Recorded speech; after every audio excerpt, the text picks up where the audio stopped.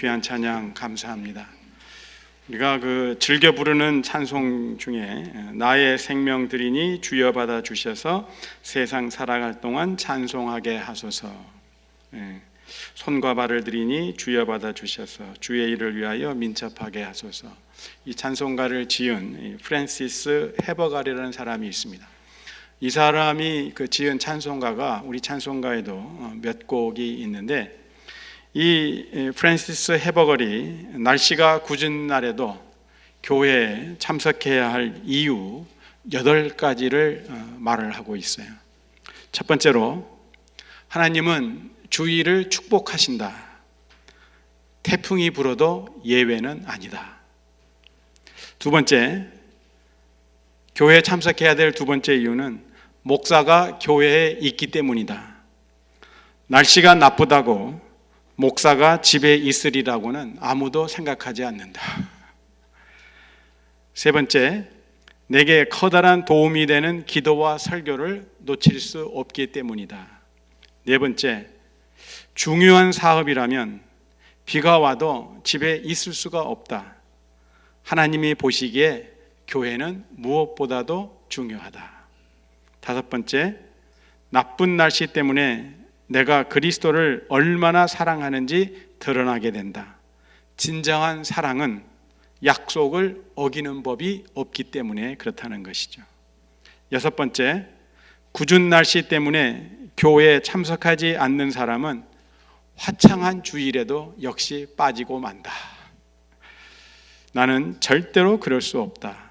일곱 번째, 그리스도께서 두세 사람이 내 이름으로 모이는 곳에는 나도 그들 중에 있느니라고 말씀하셨기 때문이다. 마지막 여덟 번째, 나는 하나님께서 내게 얼마나 더 많은 주의를 허락하실지 알지 못한다. 그러니까 이 땅에서 얼마나 더 많은 주의를 허락하실지 알지 못한다. 지상에서 마지막 주의를 등한히 하는 것은 하늘에서 맞이할 첫 번째 주의를 제대로 준비하지 않는 것이다. 그러니까 이분은 주일마다 교회 갈 적에 어쩌면 이 예배가 이 땅에서의 내 삶에 있어서 마지막 예배가 될지도 모른다는 거예요. 그러한 긴박감을 가지고 교회에 왔다는 것입니다. 이 프랜시스 헤버걸이 말한 이 8가지 이유는 또한 우리도 날씨가 궂은 날에도 교회에 와야 할 이유가 됩니다. 만약 믿지 않는 사람들이 왜 교회에 가는 것이 그렇게도 중요한가라고 묻는다면, 우리는 이 8가지를 다 기억 못하니까 한 가지만 대답할 거예요. 한 가지로만. 그것은 오늘 우리 권사님께서 봉독해 주신 말씀이 밝혀주듯이 교회가 우리 주님 예수 그리스도의 교회이기 때문에 그렇습니다. 단지 사람들이 모인 그런 곳이 아니라 이 교회는 우리 주 예수 그리스도의 교회이기 때문에 나는 교회에 갑니다. 하루는 제자들이 모인 자리에서 예수님께서 묻습니다. 사람들이 인자를 누구라 하느냐? 인자, 영어로 Son of Man. 이 인자는 예수님 자신을 지칭할 때 자주 사용하셨습니다. 예수님의 이 질문에 제자들은 사람들에게서 들은 대로 대답합니다. 어떤 사람은 세례 요한이라고 하는데요, 사실 세례 요한을 목베어 죽였던 헤롯 왕은 예수님을 세례 요한이 다시 살아난 사람이라고 생각했죠. 또 더러는 엘리야 선지자라고 합니다. 엘리야 선지자는 우리가 알듯이 죽지 않고 회릿바람을 타고 하늘에 올라갔는데, 이스라엘을 구원할 메시아가 오기 전에 엘리야가 메시아의 길을 예비하러 먼저 온다고 이스라엘 백성들은 믿었습니다.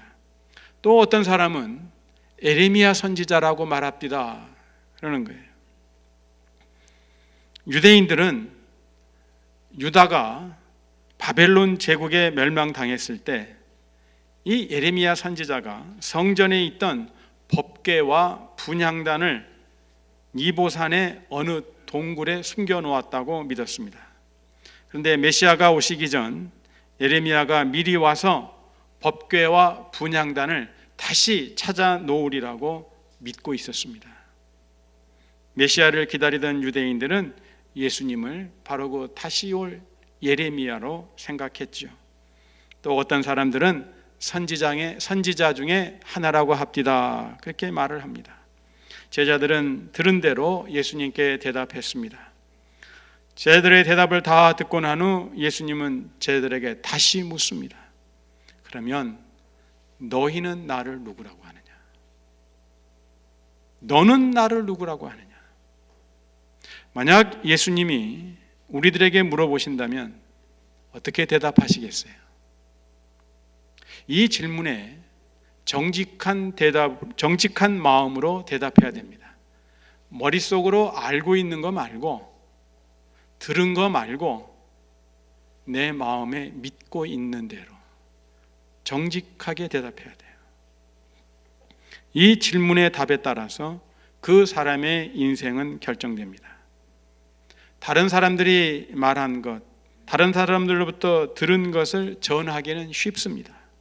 그러나 내 자신의 생각을 물어보면 사람들은 쭈삣쭈삣하고 심각해집니다. 이 예수님의 질문에 항상 그렇듯이 제자들 중 시몬이 대답하고 나섭니다. 주는 그리스도시요 살아계신 하나님의 아들이니이다. 우리 다 같이 한번 따라서 해볼까요? 주는 그리스도시요 살아계신 하나님의 아들이니이다. 그리스도는 헬라 말입니다. 크리스토스라는 헬라 말을 우리말로 그리스도라고 번역했어요. 히브리 말로는 메시아입니다. 근데 이 크리스토스나 메시아는 기름 부음을 받은 자라는 뜻입니다. 하나님이 택하신 백성 유대인들이 로마 제국의 통치를 받는다는 것, 식민지가 되었다는 것, 치욕이었습니다.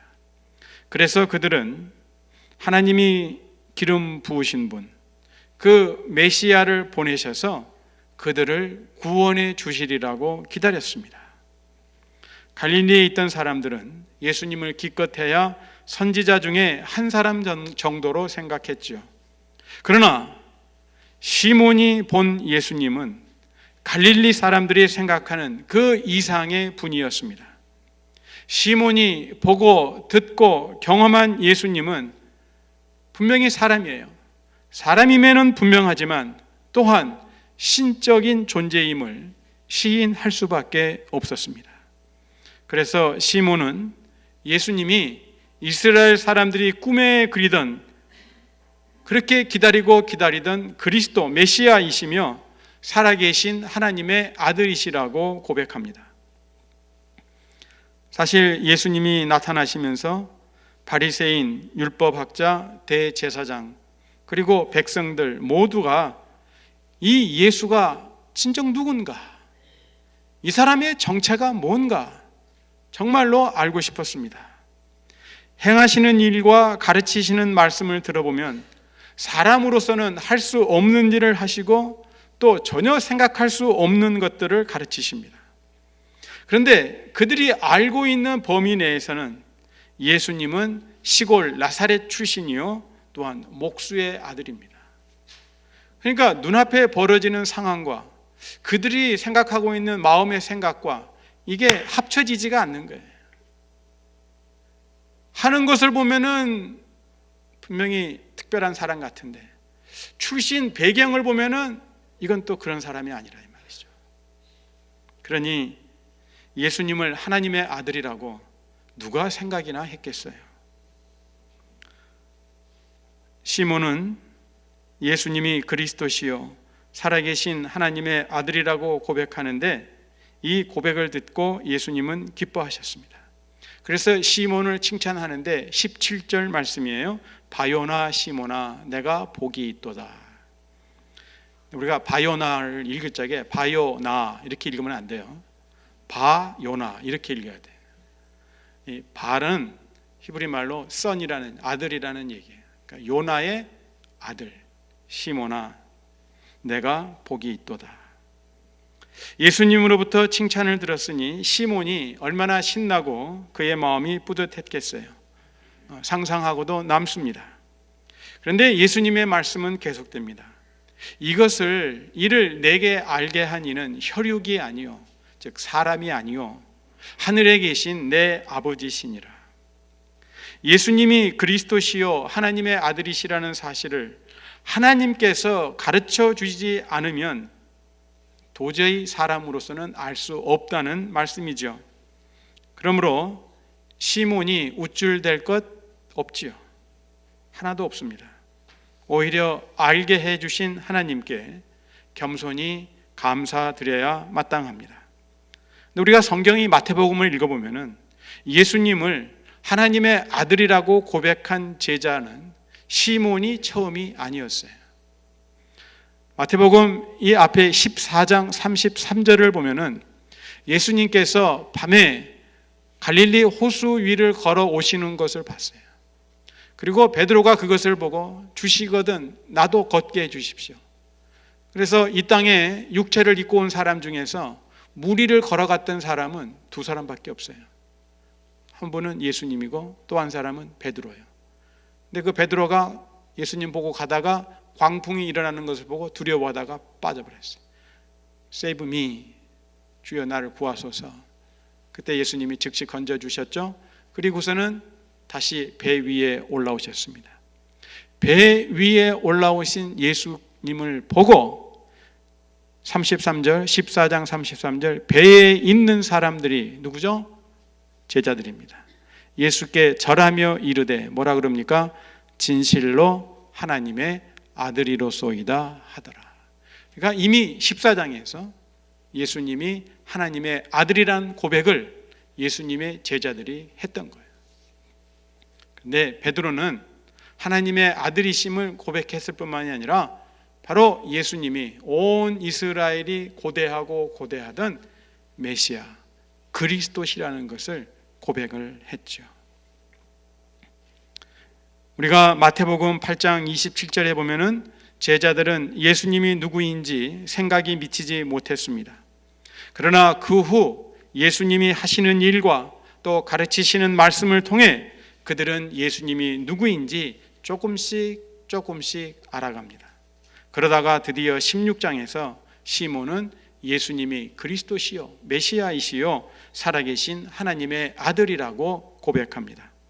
자, 그렇다면 시몬은 믿음이 대단한 사람이라고 우리가 생각하기 쉽습니다. 정말로 시몬이 믿음이 대단한 사람입니까? 결코 아닙니다. 그는 여전히 믿음이 적은 사람이었어요.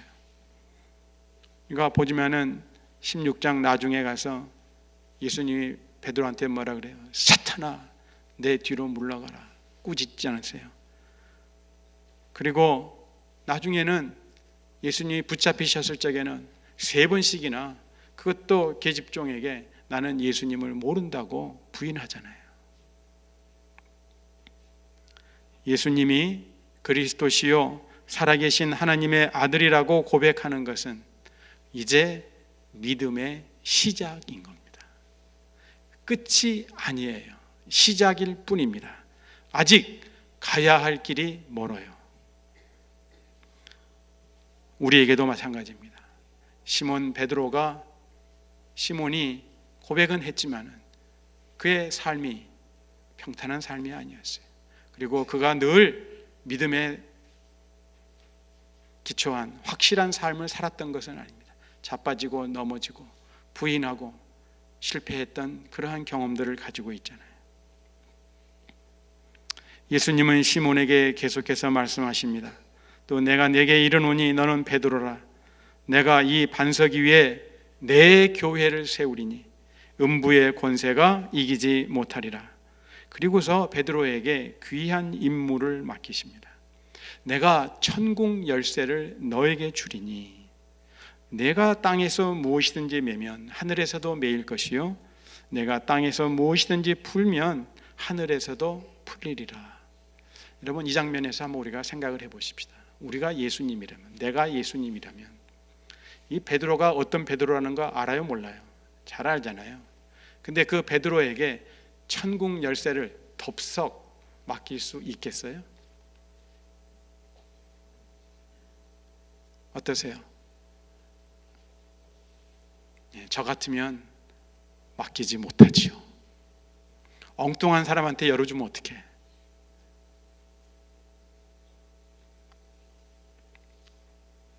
그런데 예수님께서 베드로에게 내가 너에게 천국 열쇠를 주겠다 말씀하세요.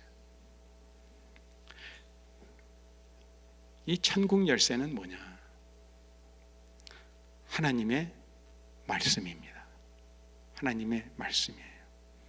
베드로가 천국 열쇠를 맡은 청지기임을 사도행전이 증거하고 있는데요. 성령께서 120명의 제자들에게 강림하신 후에 오순절날 베드로가 말씀을 전하자 3,000명이나 되는 사람이 세례를 받고 천국 백성이 되었습니다. 또 성전 미문에서 나면서부터 안진뱅이 된 자를 고친 후에 사람들에게 말씀을 전하자 5,000명이나 천국 백성들이 되었습니다. 천국 열쇠는 하나님의 말씀이에요. 그리고 매고 푼다 함은 교회가 해야 할 것과 하지 말아야 할 것을 의미하는데, 성령 강림 후 베드로가 교회의 인도자가 되어서 이 사명을 감당합니다. 한 예로 보면은 이방인들도 하나님의 백성이 될 수 있음을 베드로는 그의 경험을 통해서 예루살렘 교인들에게, 교회 지도자들에게 가르쳐 주죠. 가이사랴의 백부장 고넬료의 그 경험을, 고넬료 집에서의 경험을 들려주면서 하나님께서는 이방인들에게도 구원을 베풀어 주셨다. 그러므로 그들에게 복음 전하는 걸 막아서는 안 된다. 그리고 아나니아와 삽비라가 성령을 속이자 베드로가 묶어버렸어요. 그래서 그들은 죽임을 당하고 맙니다.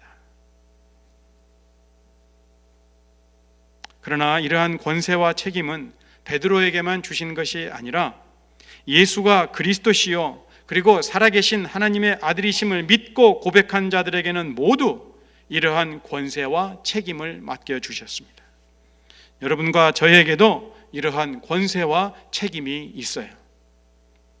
칭찬받을 만한 믿음의 고백을 한 시몬에게 예수님은 베드로라는 이름을 지어주십니다. 이 베드로는 헬라식 이름입니다. 페트로스라는 그 헬라 이름을 우리나라 말로 번역을 하니까 베드로 그렇게 번역을 했고, 당시에 사용하던 아람어로는 게바입니다. 그러니까 베드로나 게바는 같은 의미인데 그 뜻이 반석이에요. 반석. 근데 예수님께서 이 반석 위에 교회를 세우겠다 말씀하시는데, 그렇다면 예수님이 말씀하신 이 반석이 과연 무엇이냐? 의견들이 많습니다. 어떤 사람들은 예수님이다라고 말합니다. 어떤 사람들은 베드로의 신앙 고백이다 말한 사람이 있어요. 또 어떤 사람들은 베드로의 그 믿음이다. 그리고 어떤 사람들은 베드로 자신이 바로 이 반석을 의미한다라고 말을 합니다. 그런데 헬라어 성경을 보면은 베드로는 페트로스고, 그리고 예수님께서 이 반석 위에 할 때 이 반석은 페트라입니다. 이 두 단어는 비슷한 것 같은데도 그 뜻은 엄청난 차이가 있어요. 이 페트로스는 페트라에 비하면 조각돌입니다. 그렇기 때문에 우리가 성경 전체를 보고서 얘기할 적에 교회의 반석은 당연히 누구다? 예수 그리스도시다. 예수님입니다.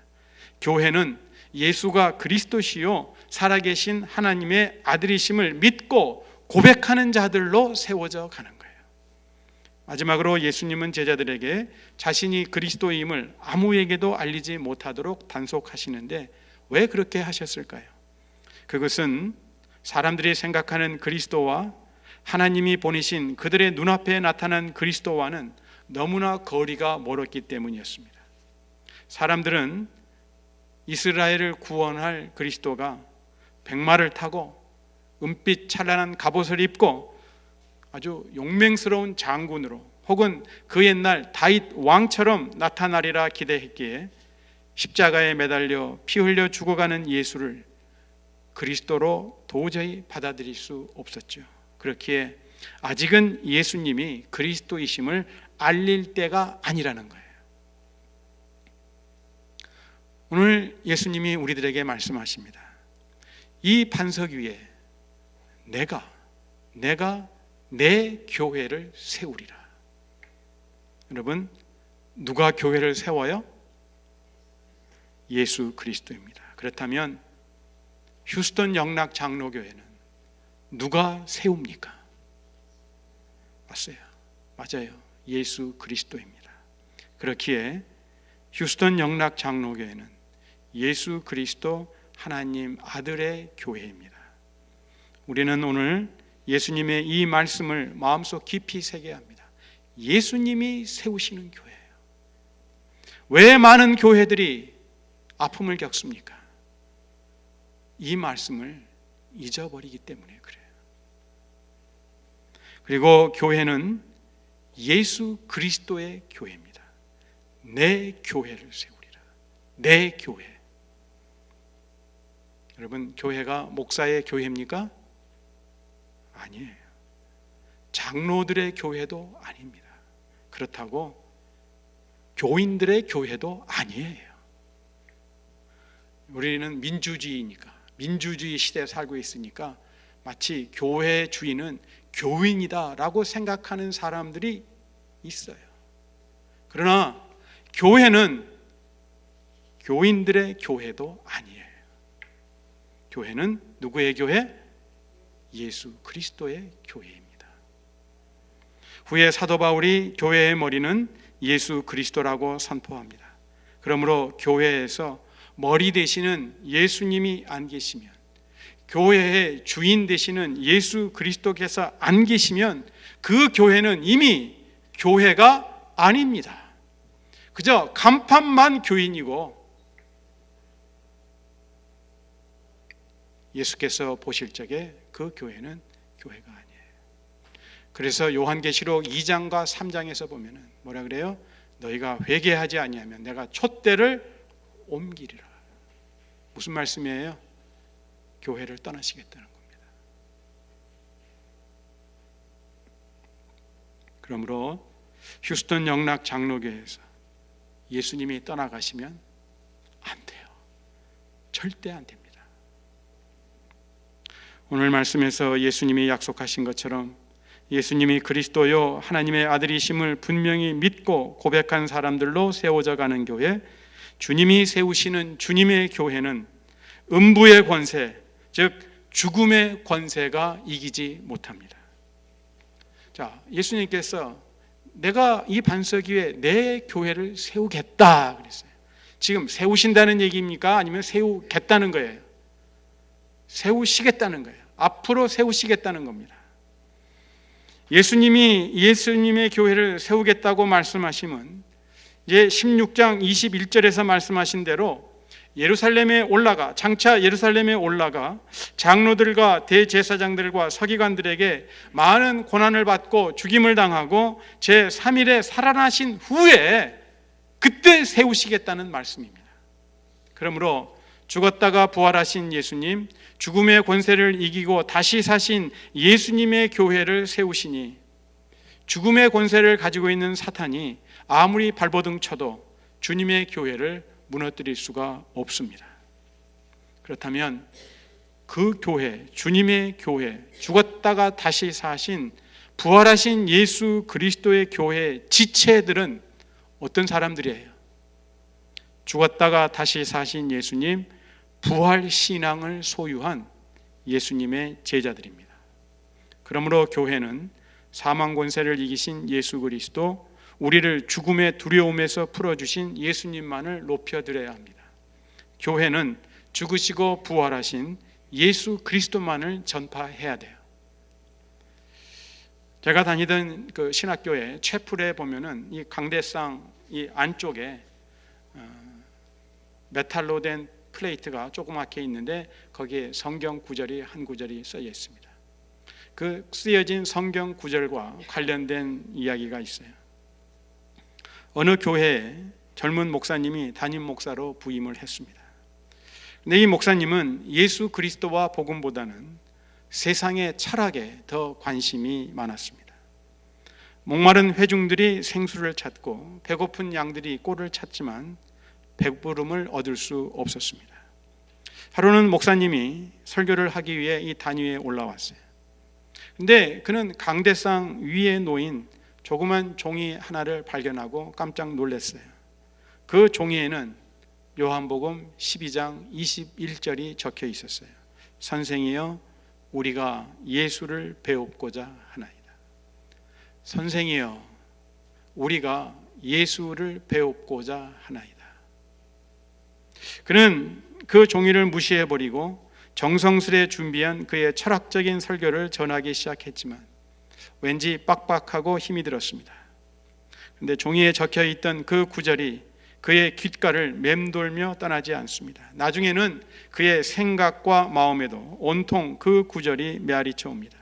선생이여 우리가 예수를 배웁고자 하나이다.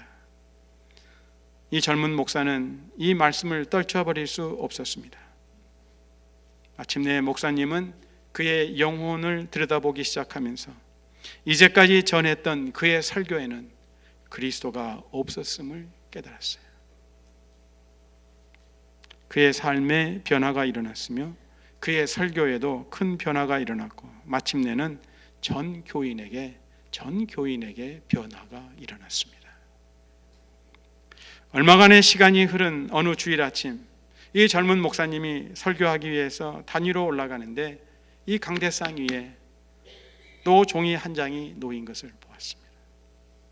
그 종이에는 요한복음 20장 20절이 적혀 있었어요.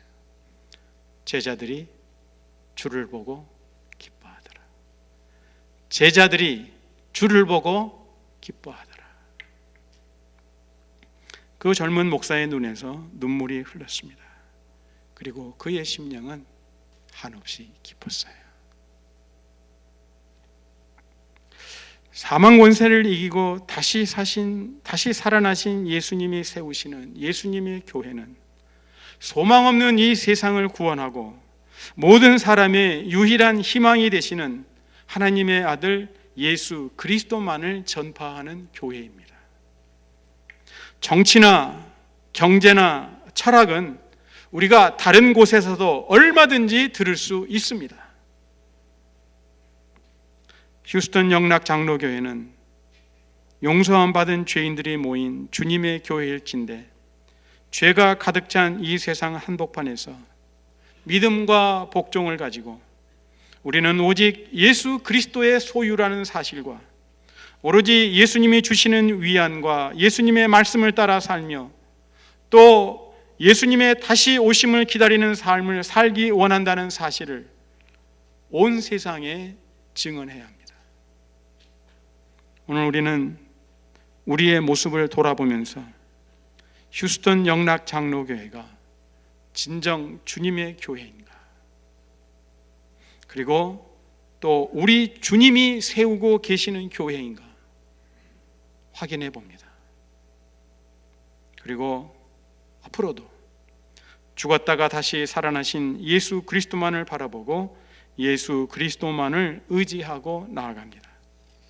주님의 말씀과 능력으로 휴스턴 영락 장로교회를 세우고자 하시는 예수 그리스도께 순종하기로 다시 다짐합니다.